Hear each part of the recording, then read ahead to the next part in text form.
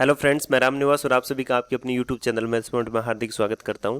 तो दोस्तों, जैसा कि आपको पता है आज रीट का एग्जाम था और रीट के एग्जाम में फर्स्ट शिफ्ट में लेवल सेकंड का पेपर था और सेकंड शिफ्ट में लेवल फर्स्ट का पेपर है।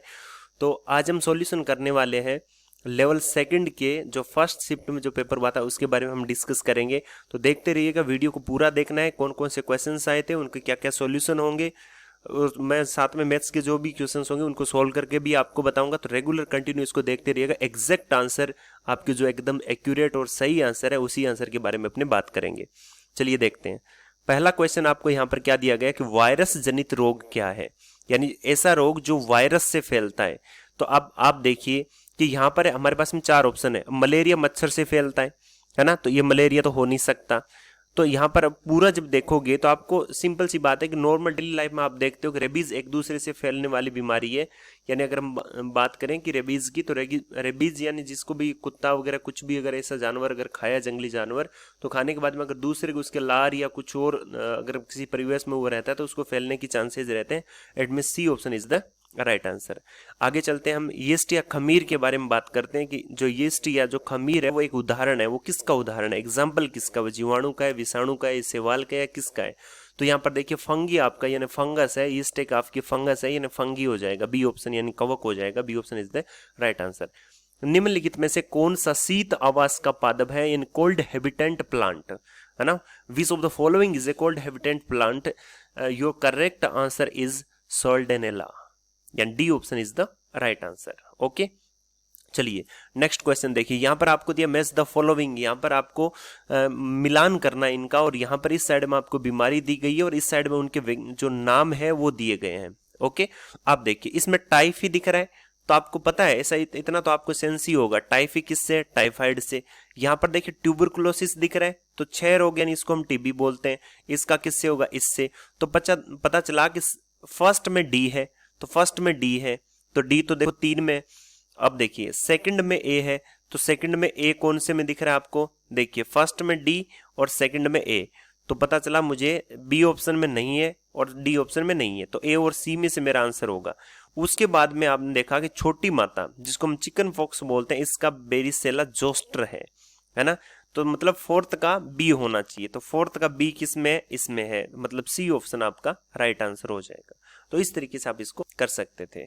आगे चलिए 95, मानव शरीर की सबसे बड़ी ग्रंथि आपको पता ही होगा, लीवर यानी यकृत हो जाएगा।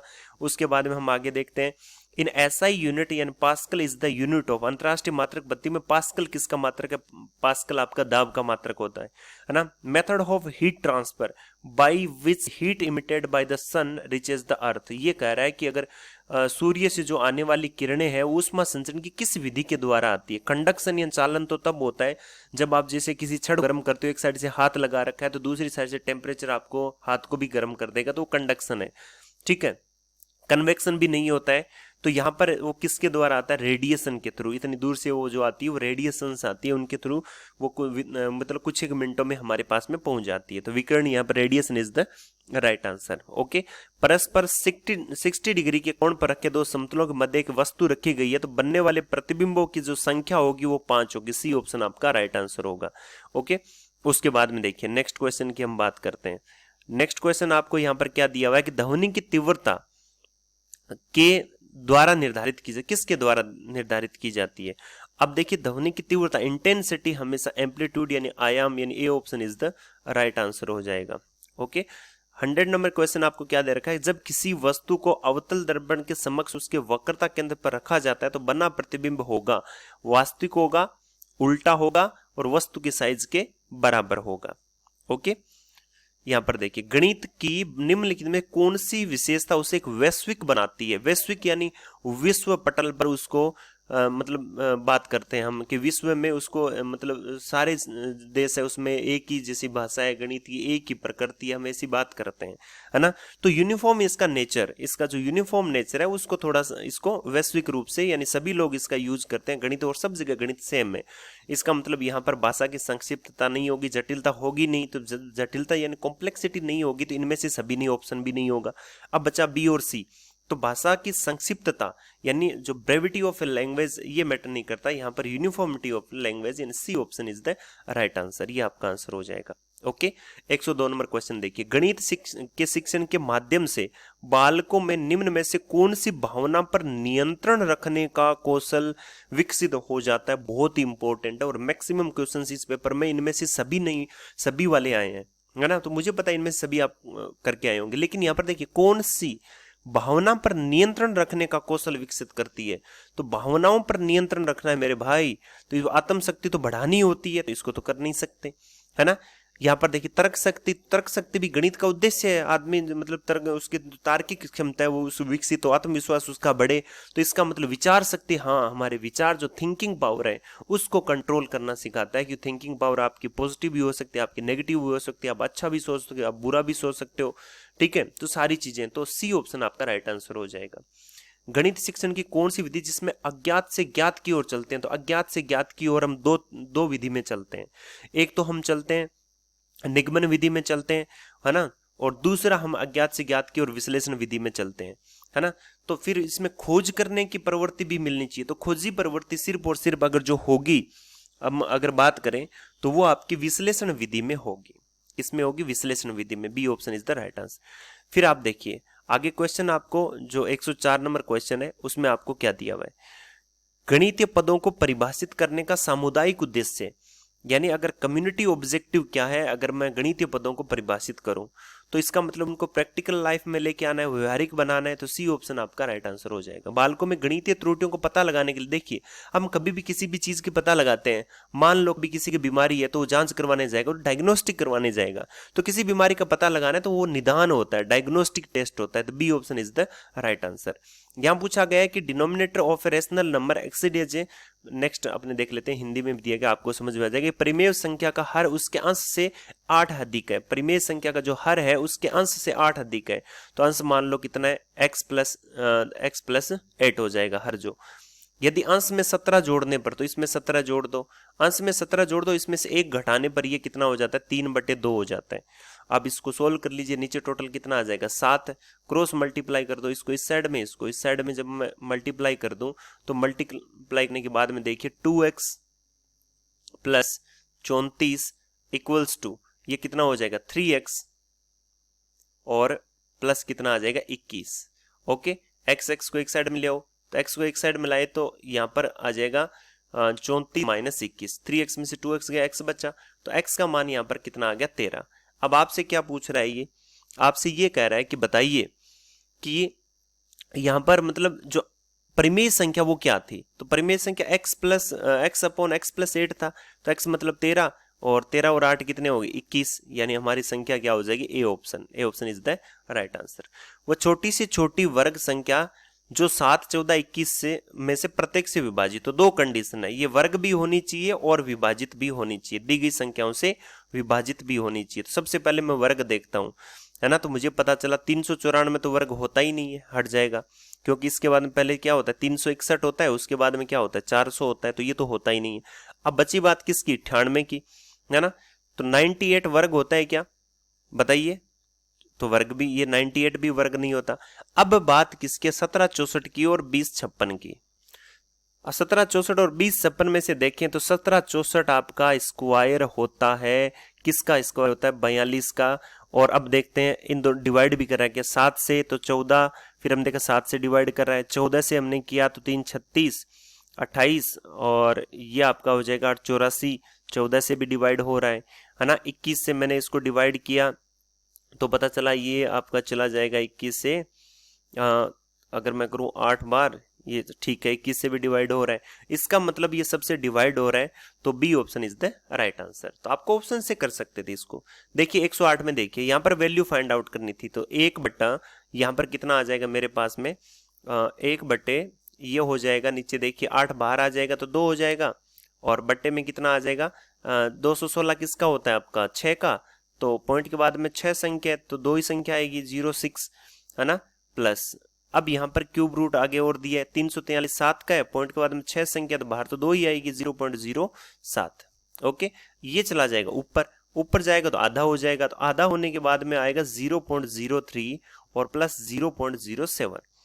अब देखिए ये आपके पॉइंट के 2 स्थान पर है, अब ये जब जुड़ेंगे तो यहाँ पर 0.1 हो जाएगा, तो आपका जो आंसर जो आएगा वो क्या आएगा, 0.1 is the right answer. C option आपका आंसर हो जाएगा। ओके, आगे चलते हैं। शंकर मशीन खरीदने के लिए 25,000 रुपए का ऋण लेता है। 1 वर्ष 6 माह बाद 12% की वार्षिक दर से कितना धन लौटाएगा जबकि वार्षिक संयोजित होता है। देखिए ना तो इसमें एसआई बोला है ना इसने सीआई बोला है, बस संयोजित इसने बोला है, तो हम उसके अकॉर्डिंग देख लेते हैं। अगर एसआई बोला है तो एसआई के अकॉर्डिंग हम चेक कर लेंगे। तो हमने देखा 25,000 इंटू 1 साल और 6 महीने यानी 1.5 साल की बात है, 12% रेट है तो 1.5 साल की रेट हो जाएगी टोटल 18%। तो मैं क्या करूं, 25,000 का 118% मैं यहां पर निकाल देता हूं, है ना। जब मैं 25,000 का 118% जब निकाला तो मेरे पास मैंने ये देखा कि हमारे यहाँ पर जो ऑप्शन जो आ रहा है वो आ रहा है 29,500। यहाँ पर हमारे पास में ऑप्शन कितना आ जाएगा, 29,500, जो कि किसी भी ऑप्शन में नहीं है। इसका मतलब ये एसआई नहीं पूछा, इसने सीआई के रेस्पेक्ट में पूछा है।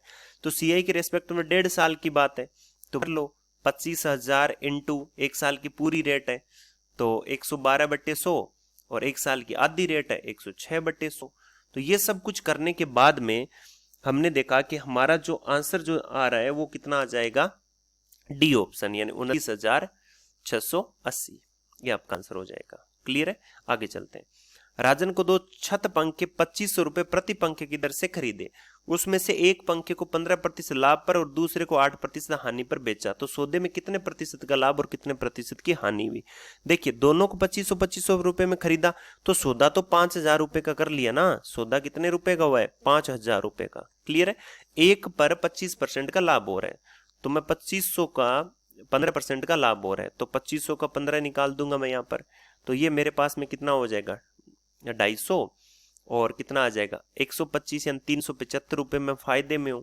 ओके, दूसरा 2500 का 8% नुकसान हो रहा है, इसका मतलब इसको नुकसान कितना हो रहा है, 200 रुपए का नुकसान हो रहा है। कुल मिला के सौदे में मुझे 175 रुपए बच रहे हैं, है ना। तो मैं देखा प्रॉफिट आ रहा है, परसेंटेज प्रॉफिट 175 रुपए किस पर, 5,000 रुपए पर, है ना। इंटू क्या कर देंगे, 100 कर देंगे। पॉइंट लगाया तो ये आ गया आपका यहाँ पर 3, जीरो हटाओगे ना पॉइंट लग जाएगा, 5 से फिर डिवाइड किया तो 3.5% का क्या आ जाएगा, लाभ आ जाएगा। C option is the right answer. Okay, आगे वाला देखिए। 588 मीटर लंबे और 50 मीटर चौड़े आयताकार खेत में इतना, मतलब ये आयताकार आपका खेत है, इसके अंदर आपने एक गड्ढा खोदा है, ठीक है, गहरे टंकी खोदी है। अब टंकी खोदी है तो इसका मतलब टंकी कुछ इस टाइप की, वो भी लंबी चौड़ी कुछ ऐसा आपको दिया होगा, है ना। तो टंकी की गहराई होगी तो इससे मिट्टी निकली, उसको फैला दिया। अब इससे खेत की हाइट बढ़ जाएगी, है ना। तो हाइट बढ़ जाएगी तो आपको ये पूछा है कि बताओ खेत की जो मिट्टी है कितनी ऊपर उठ जाएगी। तो मिट्टी बढ़ेगी, जब खेत में जो मिट्टी आएगी उसी से तो बढ़ेगा। तो हम क्या कहेंगे, मिट्टी का आयतन कितना है, तो 30 इंटू यानी गड्ढे का आयतन मिट्टी के आयतन के बराबर ही होगा, है ना, बराबर। अब बच्चे भाग में फैलाई तो वापस कुएं में तो गिरेंगे नहीं, है ना, वापस इसमें तो गिराएंगे नहीं। तो ऊपर जो एरिया, जो टंकी का एरिया है वो घटा देंगे पूरे एरिया में से। तो हम क्या करेंगे, 588 और इंटू 50, ओके, माइनस क्या कर देंगे 600, 30 इंटू 20, 30 इंटू 20, ये टोटल एरिया। ओके, और इंटू हम क्या कर देंगे, एच कर देंगे। अब यहां पर जब हम इसको सोल्व करेंगे तो सोल्व करने पर हम ये देखेंगे कि हमारे पास में टोटल जो आ रहा है वो आपका यहाँ पर ये तो टोटल कितना हो जाएगा, 6 और 12 इंटू 6 कितना हो गया, 72, ये आपका हो गया 7200, ठीक है। और यहाँ पर हम इसकी कैलकुलेशन कर लेते हैं तो ये जो टोटल आपका आ जाएगा 29,400 माइनस 600 कर दोगे, इंटू आप एच कर दोगे। तो जब एच का मान निकालेंगे तो ये आ गया 7200 और बट्टे में कितना आ जाएगा 28,800, ठीक है, ये आपका कैंसिल आउट, है ना। अब जब इसको सोल्व करेंगे तो ये आ गया 0.25 मीटर, कितना आ जाएगा 0 यानी 25% आ जाएगा ना, ये आप काटोगे तो 25% है, तो 0.25 मीटर। अब 0.25 मीटर 25 मीटर तो नहीं होगा, 2.5 मीटर नहीं होगा। अब सेंटीमीटर, तो 1 मीटर में 100 सेंटीमीटर होते हैं, तो ये 25 सेंटीमीटर आ जाएगा। ओके, तो 25 सेंटीमीटर यानी D option is the right answer. ठीक है, आगे देखिए, गनाब की विमा इतनी है और घनाभ के अंदर 6 सेंटीमीटर, कितने घन रखे जा सकते हैं? तो घनाभ का आयतन है ना, और इंटू घन का आयतन, तो घन का 6 इंटू 6 इंटू 6, 6 से ये गया 5 बार, ये गया 9 बार, ये गया 10 बार, तो कितना आ रहा है? अभी गुणा कर लो, 10 इंटू 9 इंटू 5, तो यहां पर मल्टीप्लाई करने के बाद में कितना आ जाएगा? 450। आगे देखिए, नीचे दी गई बारहमता सारणी के लिए 60 किलोग्राम से कम वजन के व्यक्तियों की संख्या कितनी है? 60 किलोग्राम से कम, तो 60 किलोग्राम से कम ये जोड़ लो, कितने? 17, 5 कितने हो गए? 22, 4, 26, यानी A option is the right answer. Okay, आगे वाला क्वेश्चन देखिए फटाफट। टोटल जो लागत हमें जो बताई गई है वो कितनी बताई गई है? 2 लाख। मजदूरी पर कितने खर्च होते हैं? तो मैंने क्या सबको जोड़ लिया, क्योंकि पूरा जो है वो 360 डिग्री होना चाहिए, तो मैंने इनको जोड़ा, इसको जोड़ा कि 90 और ये 180, यानी टोटल कितना हो गया? 270। तो मजदूरी कितना आ रहा है? 90 डिग्री आ रहा है, किसका? 360 का, तो आपको दिख रहा है ना, चौथाई है, तो 2 लाख का भी कितना होगा? चौथाई होगा, है ना। तो इसको काट दो 4 से, इसको काट दो इससे, तो कितना आ जाएगा? 50,000। Okay, B option is the right answer. आगे देखिए, एक थैले में 15 लाल गेंद, कुछ हरी गेंद है। एक गेंद, हरी गेंद निकालने की प्रायिकता, अब हरी निकाल रहे हो तो प्रायिकता 1/6 होनी चाहिए। ऑप्शन उठा के चेक कर लेंगे, ठीक है। ऑप्शन अगर मैं 5 हरी मानता हूं तो यहाँ पर संभावित 5 हो जाएंगे, बट्टे 5 और 15 टोटल 20 हो जाएंगे, तो यहाँ पर तो 1/4 आ रहा है, ये ऑप्शन तो नहीं है। फिर मैं सी ऑप्शन चेक करता हूँ, तो 3 प्रायिकता 3 ले रहा हूं, तो हरी 3 ले रहा हूं, तो इसका मतलब 3 ऊपर आएगा, टोटल 15 और 3 कितना हो गया? 18, तो मैंने देखा 1/6 आ रहा है, तो C option is the right answer, ठीक है। आगे देखिए, ये मुझे सोल्व करना था, तो मैंने नीचे देखा 5 की और 6 की फॉर्म है, तो ऊपर भी 5 6 में तोड़ लूंगा, तो 30 को मैं 5 इंटू 6 की पावर -5 लिख सकता हूं, ऊपर 5 की पावर 12 लिख सकता हूं, नीचे आपको 25 इंटू 25 यानी 5 की पावर 4 हो जाएगा, और 6 की पावर -5 हो जाएगा। ऊपर देखिए 5 की पावर -5 हो जाएगा, इंटू 6 की पावर -5 हो जाएगा, बाहर निकलेंगे तो घाते दोनों पर आ जाएगी, और बट्टे में देखिए कितना आ जाएगा? 5 की पावर 4 इंटू 6 की पावर -5। ओके, अब देखिए ये आपस में कट रहे हैं, और ये इसमें से घट जाएगा, गुणा हो रहे ना, तो आधार समान तो घातें जुड़ जाती है, जुड़ जाएगी तो 5 की पावर 7 आ जाएगा, और ये ऊपर वाला जब नीचे जाए, ऊपर जाएगा नीचे वाला, तो ऊपर जाएगा तो घट जाएगा, तो पावर घट जाएगी, तो 5 की power 3 125। C option is the right answer. आगे वाला देखिए, यहां पर आगे वाले में क्या दिया? 6 की पावर 2x + 1, है ना, बट्टे में कितना दिया है? 216, जिसको मैं 6 का क्यूब लिख सकता हूं, बराबर 36 यानी 6 का स्क्वायर। आपको पता है ये इस साइड में आ जाएगा, तो 6 की पावर 2x + 1, ये दोनों गुणा हो जाएंगे, तो 6 की पावर 5 हो जाएगी, आधार समान तो घातें क्या हो जाएगी? जुड़ जाएगी, तो इसका मतलब आधार समान तो घातें भी बराबर होगी, तो 2x + 1 बराबर 5 हो जाएगा, तो 2x बराबर 4, तो x का मान कितना आ गया? 2। वैसे भी आप रख के देख सकते हो, चेक कर लेना, तो B option is the right answer. Okay, देखिए नेक्स्ट क्वेश्चन में क्या दिया है कि इसमें से अगर आपको ये घटाना हो तो प्राप्त व्यंजक क्या होगा? तो 118 नंबर क्वेश्चन आपको जो था, इसमें आपको क्या करना था? 3xy + 2y² - 2x² में से ये घटाना था। ओके, तो ऑलरेडी माइनस का था 5x², ओके, और प्लस का 7y², और ये कितना हो जाएगा? -4xy। जब आप घटाओगे तो चिन्ह बदल जाएंगे, है ना, तो आपने देखा 7xy, और ये कितना हो जाएगा आपका? -5y², और ये हो जाएगा प्लस का 3x²। तो ऐसा जहां भी आपको दिख रहा है वो आपका राइट आंसर हो जाएगा, तो A option is the right answer. आगे वाले में गुणनखंड पूछा है, तो गुणनखंड देखिए यहाँ पर क्या आना चाहिए आपका? अब टोटल अगर फैक्टर की हम बात करें तो फैक्टराइजेशन करोगे तो या तो आप इनको आपस में मल्टीप्लाई करके देख लो, नहीं तो आप देखो कि यहाँ पर अगर माइनस का चिन्ह आना चाहिए, है ना, तो माइनस का चिन्ह के लिए आप क्या करोगे? आप थोड़ा सा आइडिया लगाओ, देखो ये 40, अगर ये वाला 40 अगर मैं लाऊं, बीबी वाले कोफिशिएंट देख लो, 20 बीबी वाले, 5 5 25, जबकि 40 होना चाहिए, तो ए ऑप्शन नहीं होगा। 8 8 कितना है? 64, क्योंकि बी के साथ में बी² यही बनेगा, तो डी भी नहीं होगा। अब क्या होगा? या तो ए सी होगा या बी होगा, तो आप यहाँ पर इसको आप मल्टीप्लाई करोगे तो आप यहाँ पर देखोगे बी ऑप्शन आपका राइट आंसर हो जाएगा। ओके, आगे चलते हैं। The value of this expression is, साफ पता चल रहा है कि यहाँ पर जो कोफिशिएंट जो आएगा या जो टोटल यहाँ पर जो वैल्यू होगी वो हमेशा मूलों का योग आता है। ये क्वाड्रेटिक इक्वेशन है, मूलों का योग आता है। तो जब एक मूल 2 है तो दूसरा कितना होगा 5, कहाँ दिख रहा है, D option is the right answer. Fuse तार जिस सिद्धांत पर कार्य करता है वह क्या है। अब फ्यूज तार किस उष्मा के सिद्धांत पे काम करता है ना, तो यहाँ पर देखिए सी यानी धारा का उष्मीय प्रभाव। ओके, आगे देखिए पृथ्वी पर किसी वस्तु का प्लाइन वेग क्या होता है, पर सेकंड होता है ना, तो ये 2 ऑप्शन तो होंगे नहीं। फिर यहाँ पर देखिए 11.2 किलोमीटर पर सेकंड होता है। कागज पर उपलब्ध, यानी ये आपका 122 था, ये question number 123 according to series. उपलब्ध दस्तावेज चित्रों को कंप्यूटर की डिजिटल मेमोरी में संग्रहित करने के लिए उपयोग में ली जाने वाली युक्ति स्कैनर। ओके, आगे बढ़ते हैं। नेक्स्ट क्वेश्चन, एस बी किसका प्रतीक है, एंटीमनी। निम्नलिखित में से यौगिक है, यौगिक। अब देखिए हीरा और ग्रेफाइट कार्बन के रूप है, कार्बन है ओजोन O3, यानी ये भी आपका एक ही एलिमेंट से, तो डी ऑप्शन जिसमें क्या होता है H2O, ये आपका एक यौगिक है, हम पढ़ते हैं। 126 नंबर क्वेश्चन क्या, the site of fertilization in human female is, option A vagina, option B uterus, option C fallopian tube and option D ovary, यानी मादा मानव में निषेचन स्थल है। निषेचन कहाँ होता है इसका, तो निषेचन हमेशा अंडवाहिनी में होता है, जिसको फेलोपियन ट्यूब या नलिका आप इसको बोलते हो, D option C option. 127 number question देखिए, हाइड्रा में सामान्यतः अलैंगिक प्रकार का जनन है। अब हम बात करते हैं हाइड्रा की, तो हाइड्रा में किस प्रकार का होता है, डी यानी बडिंग यानी मुकुलन होता है। ठीक है, आगे चलते हैं।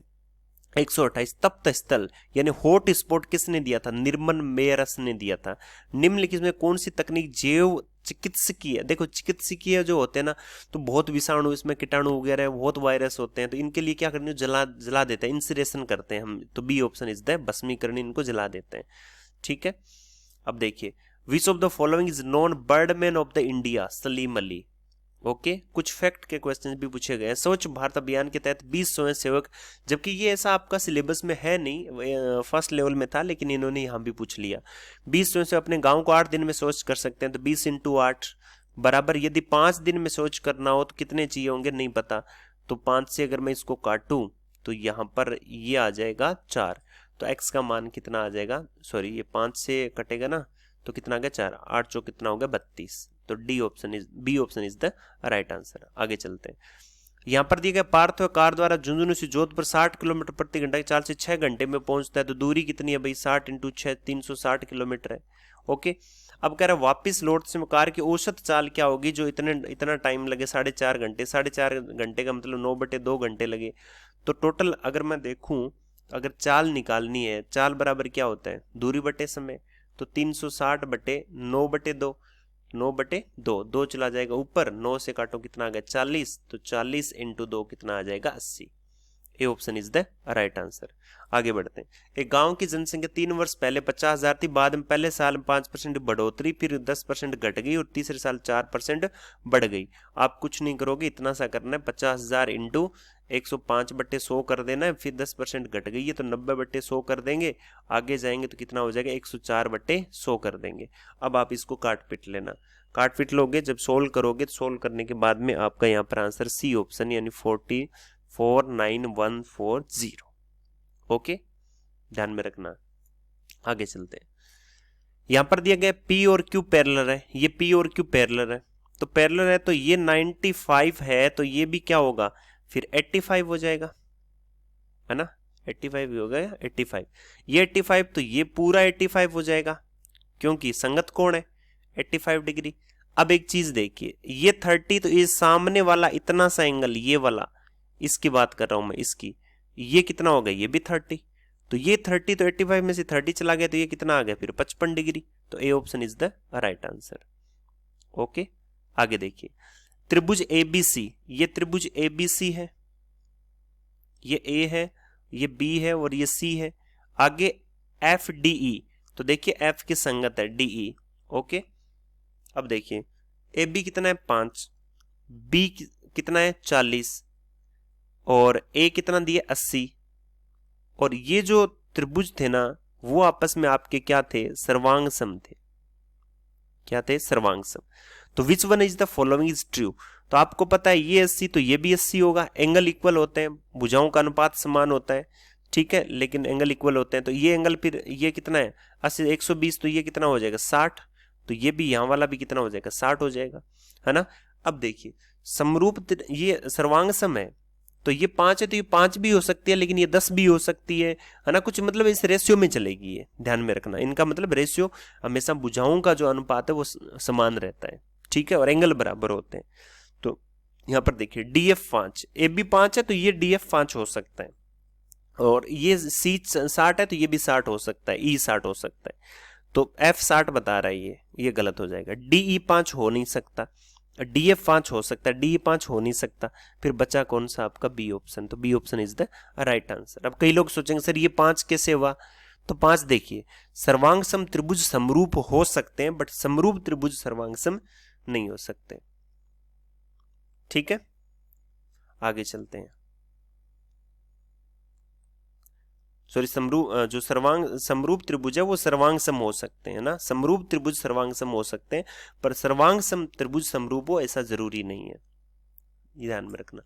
राजस्थान में जीरा के प्रमुख उत्पादक जिले हैं, तो वैसे भी भारत में राजस्थान और गुजरात ये जीरा के प्रमुख उत्पादक राज्य हैं, और अपने राजस्थान में जालोर, बाड़मेर, है ना, जो जोधपुर, ये वाला जो बेल्ट है इसमें जीरा सबसे ज्यादा होता है। ये 136 नंबर क्वेश्चन था। निम्नलिखित में कौन से कोशिकांग में संरूपण तल व परिपक्वन तल पाए जाते हैं, है ना। यहाँ पर देखिए forming face and maturation face आपके पाए जाते हैं, तो ये आपके जो पाए जाएंगे वो आपका हो जाएगा गोल्जी का है, बी ऑप्शन। वयस्क मनुष्य के ऊपरी जबड़े में उपस्थित चयवर्णक दांत यानी अडल्ट मैन में मोलर टीथ, देखिए वैसे जबड़े में 12 होते हैं, तो 6 ऊपर होते हैं 6 नीचे होते हैं, है ना, तो C option is the right answer.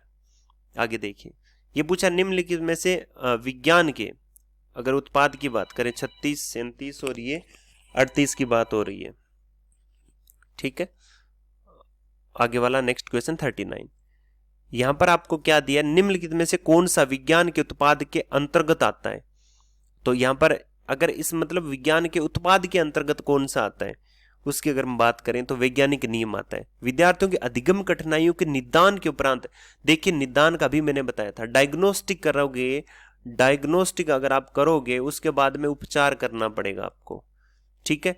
तो इसके बाद में आपका क्या हो जाएगा, उपचारात्मक शिक्षण होता है, किस प्रकार की शिक्षण की व्यवस्था, यानी उपचारात्मक शिक्षण की व्यवस्था।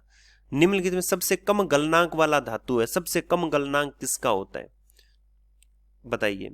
142 आपको पता है, जैसे ये मरकरी, फ्रैंकियम वगैरह जितने भी ये जो होते हैं, गैलियम, इनका जो अपवर्तनांक जो गलनांक है वो कम होता है, तो gallium is the right answer इनमें से। कलर ऑफ द फिनोप्थेलिन सूचक का रंग क्या होता है, वैसे तो ये रंगहीन होता है, ठीक है, रंगहीन होता है, लेकिन अगर इसको क्षारीय विलयन में डाल दिया जाए तो ये गुलाबी रंग दे देता है, ठीक है।